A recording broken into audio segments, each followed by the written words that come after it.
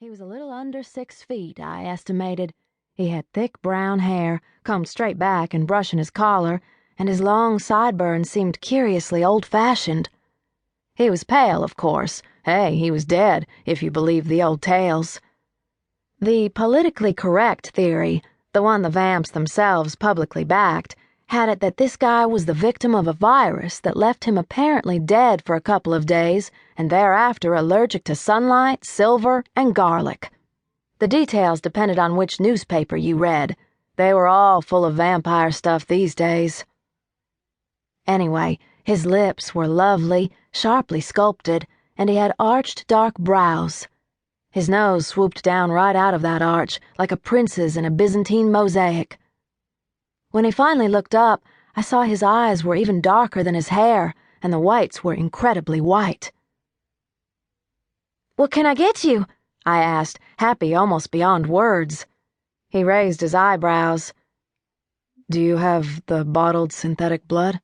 he asked. "No, I'm so sorry. Sam's got some on order. Should be in next week." "Then red wine, please," he said, and his voice was cool and clear, like a stream over smooth stones. I laughed out loud. It was too perfect. "Don't mind Sookie, mister, she's crazy," came a familiar voice from the booth against the wall. All my happiness deflated, though I could feel the smile still straining my lips. The vampire was staring at me, watching the life go out of my face.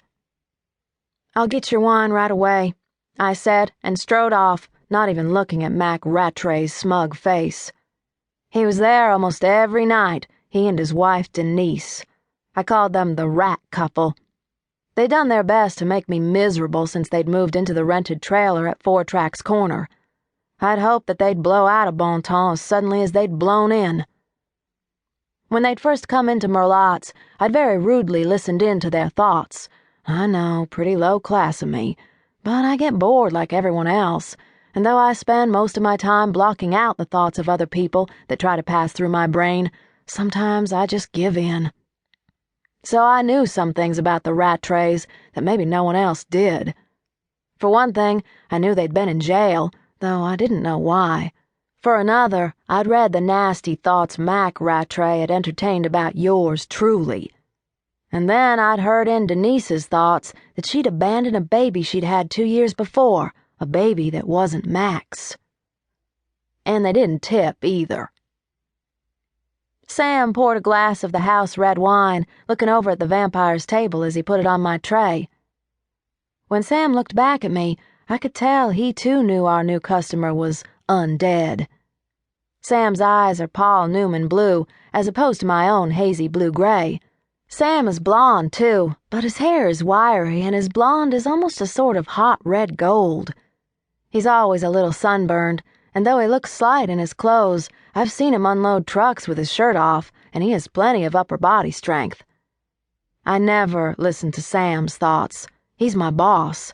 I've had to quit jobs before because I found out things I didn't want to know about my boss. But Sam didn't comment. He just gave me the wine. I checked the glass to make sure it was sparkly clean and made my way back to the vampire's table. "Your wine, sir," I said ceremoniously and placed it carefully on the table exactly in front of him. He looked at me again, and I stared into his lovely eyes while I had the chance. "Enjoy," I said proudly. Behind me, Mac Rattray yelled, "Hey, Sookie, we need another pitcher of beer here." I sighed and turned to take the empty pitcher from the rat's table.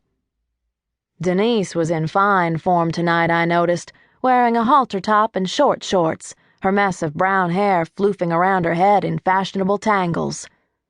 Denise wasn't truly pretty, but she was so flashy and confident that it took a while to figure that out. A little while later, to my dismay, I saw the Rattrays had moved over to the vampire's table.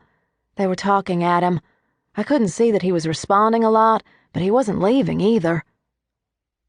"Look at that," I said disgustedly to Arlene, my fellow waitress.